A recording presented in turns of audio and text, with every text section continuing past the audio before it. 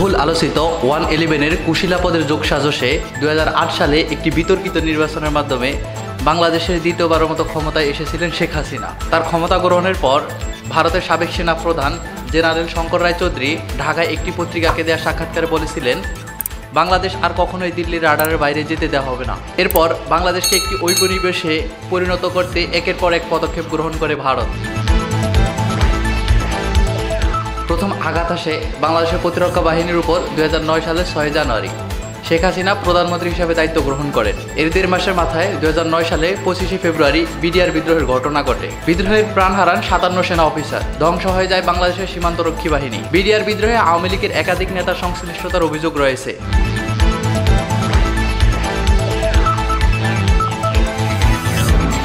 এই বিদ্রোহ দমনে সেনাবাহিনীর হস্তক্ষেপের বিরোধিতা করে ভারত। এমনকি শেখ হাসিনা তাকে রক্ষায় বাংলাদেশে একটি অভিযান চালানোর প্রস্তুতি নেওয়া হয়। যুক্তরাজ্যের University of London School of Oriental and African স্টাডিজের আন্তর্জাতিক সম্পর্ক বিষয়ক রিটায়ার্ড পালিওয়াল তার নিউ হিস্ট্রি বইয়ের মধ্যে এই ঘটনার বিবরণ দিয়েছিলেন।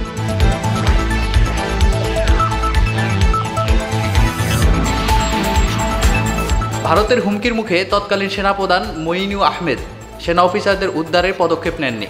ফলে বিদ্রোহী বিডিআর এর ডিজি সহ মেধা অফিসাররা নিহত হন। এরপর থেকে বাংলাদেশের আধিপত্য বিস্তারে আর পেছনে ফিরে তাকাতে হয়নি ভারতের। পরবর্তী এই বিদ্রোহ নিয়ে সেনা কর্মকর্তাদের সাথে শেখ হাসিনা এক বৈঠক করেন। এই বৈঠকে সরকারের ভূমিকা নিয়ে যেসব সেনা অফিসাররা প্রশ্ন তোলেন তাদের সবাইকে চাকরিচ্যুত করা হয়। হত্যা ও চাকরি যুদ্ধের মাধ্যমে সেনাবাহিনী থেকে চৌকস ও জাতীয়তাবাদী চেতনা সম্পন্ন অফিসার মুক্ত করা হয়।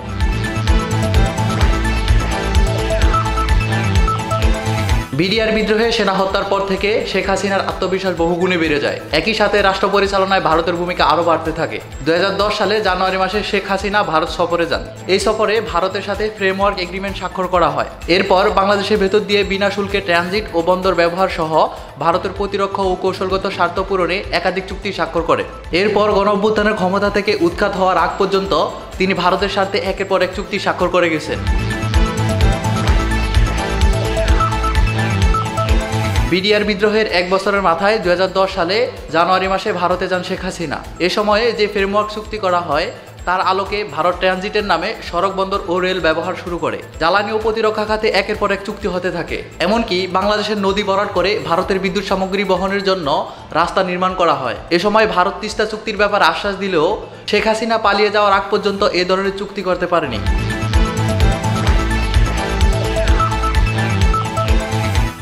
ভারতের সাথে বাংলাদেশের স্বার্থবিরোধী সব চুক্তির বিনিময়ে শেখ হাসিনার একমাত্র চাওয়া ছিল তিনি যাতে দিল্লির সমর্থন নিয়ে ক্ষমতায় থাকতে পারেন। এ সময় বাংলাদেশের পররাষ্ট্রনীতি কার্যত ভারতের হাতে তুলে দেওয়া হয়। একইভাবে ভারত শেখ হাসিনাকে ক্ষমতায় রাখতে অভ্যন্তরীণ রাজনীতিতে পরিকল্পনা সাজাতে থাকে। রাষ্ট্র পরিচালনায় বিভিন্ন বিভাগের মধ্যে যে ক্ষমতার ভারসাম্য থাকে তা ধ্বংস করে বিচার বিভাগ ও প্রশাসনকে একদলীয় প্রতিষ্ঠানে পরিণত করা হয়, যার প্রধান কাজ হয়ে ওঠে জাতীয়তাবাদী ও ইসলামপন্থী নেতাদের বিচারের নামে হত্যা করা। মুক্তিযুদ্ধের পক্ষ ও বিপক্ষের শক্তি নামে জাতিকে চূড়ান্ত বিভাজন করা হয়। শেখ হাসিনা প্রতিপক্ষ রাজনৈতিক শক্তিকে ধ্বংস করে ক্ষমতায় থাকার কৌশল গ্রহণ করে।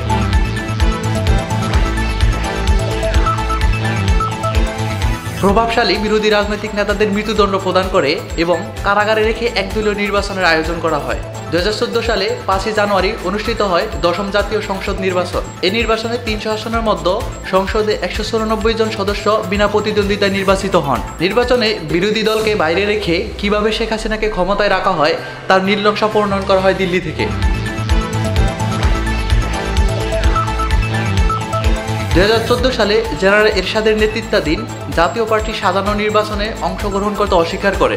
এরপর ভারতের পররাষ্ট্র সচিব সুজাতা সিং ঢাকায় এসে তাকে চাপ দেন।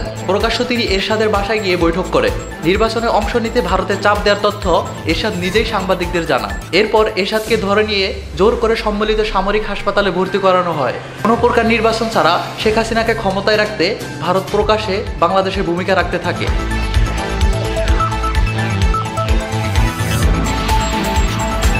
প্রতিটি নির্বাচনের পর শেখ হাসিনা ভারত সফর করেন। এসব সফরের সময় ভারতের সাথে জ্বালানি অবকাঠামো ও প্রতিরক্ষা খাতে নানা ধরনের চুক্তি স্বাক্ষর করেন।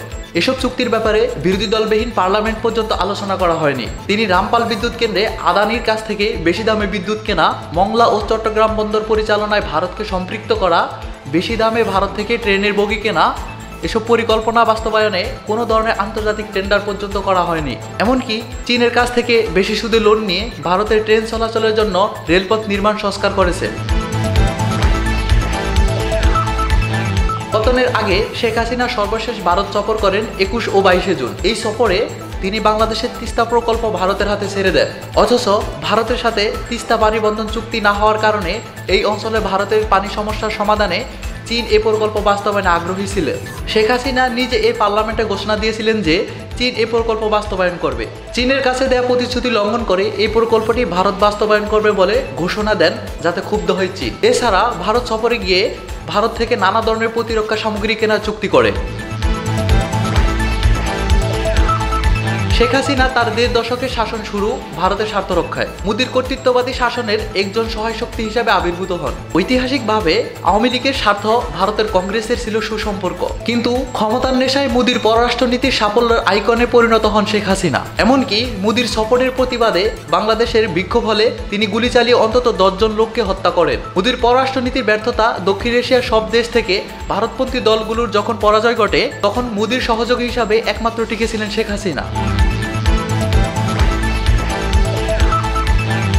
মোদির সাথে শেখ হাসিনার এই ঘাটছড়া শুধু বাংলাদেশের নয়, ভারতের মানুষকে ক্ষুব্ধ করে তোলে। মোদির অধিকার শ্রেণীর সাথে শেখ হাসিনা বিশ্বের সম্পর্ক গড়ে তোলেন আদানির কাছ থেকে বেশি দামে বিদ্যুৎ কেনার মাধ্যমে। মূলত তিনি পরোক্ষভাবে বিজেপির রাজনীতিতে অর্থ ঢালার ব্যবস্থা করেন।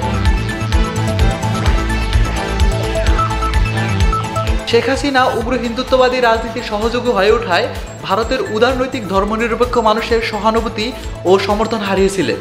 বাকি বিশ্বের মতো ভারতের মানুষ তাকে একজন নিকৃষ্ট স্বৈরশাসক হিসেবে দেখতে থাকে। বাংলাদেশের ছাত্র আন্দোলনের সমর্থনে ভারতের বিভিন্ন অঞ্চলের ছাত্ররা রাস্তায় নেমে এসেছিল। কলকাতার রাস্তায় বাংলাদেশের ছাত্র আন্দোলনের সমর্থনে মিছিল সমাবেশ হয়েছে। বাংলাদেশের সাধারণ মানুষ তাদের সমর্থনে স্বাগত জানিয়েছেন। কলকাতার মুখ্যমন্ত্রী মমতা বন্দ্যোপাধ্যায় বাংলাদেশের ছাত্র আন্দোলনের প্রতি যে সহানুভূতি প্রকাশ করেছেন, তাতে পশ্চিমবঙ্গের প্রতি এদেশের মানুষের শ্রদ্ধাবোধ বেড়ে গেছে। আগামী দিনে দুই দেশের মানুষের মধ্যে সম্পর্ক বাড়াতে মমতা বন্দ্যোপাধ্যায় ও কলকাতার ছাত্রদের ভূমিকা মানুষ স্মরণ রাখবে। শেখ হাসিনা ভারতের স্বার্থ রক্ষা করেও ভারতের মানুষের সমর্থন হারিয়েছে। তিনি মূলত ভারতের হিন্দুত্ববাদের রাজনীতি চালের খুঁটিতে পরিণত হয়েছে। যতদিন তিনি ভারতে থাকবেন, ততদিন তিনি হিন্দুত্ববাদী রাজনীতির বাংলাদেশে বিরোধী প্রচারণা জ্বালানি হিসেবে ব্যবহৃত হবেন। ইতিমধ্যে সজীব ওয়াজেদ জয় ভারতের গণমাধ্যমকে একের পর এক সাক্ষাৎকার দিয়ে বাংলাদেশের অবস্থা সিরিয়ার মতো বলে বর্ণনা করেছেন। তিনি বাংলাদেশের হিন্দুদের উপর নির্যাতনের নানা কল্পকাহিনী প্রচার করে বিজেপির রাজনৈতিক ফায়দা হাসিলের লক্ষ্য পূরণ করে চলেছেন। সজীব ওয়াজেদ জয় এখন ভারতের গতি মিডিয়ার এক পোস্টার বয় পরিণত হয়েছে। বাংলাদেশের অভ্যন্তরীণ বিষয়ে ভারতকে নানাভাবে হস্তক্ষেপ করতে শেখ হাসিনা ও তার পুত্র যে নানাভাবে চেষ্টা করে যাবেন, তাতে কোনো সন্দেহ নেই। তবে সজীব ওয়াজেদ জয় একথা বলেছেন, বাংলার মানুষ তার মাকে তাড়িয়ে দিয়েছে। সত্যি বাংলাদেশের মানুষ একজন নিকৃষ্ট স্বৈরাচারকে পালিয়ে যেতে বাধ্য করেছেন। ভারতের রাজনৈতিক নেতৃত্ব ও নেতৃত্ব নির্ধারকরা এই বিষয়টি যত দ্রুত উপলব্ধি করবেন, ততই মঙ্গল।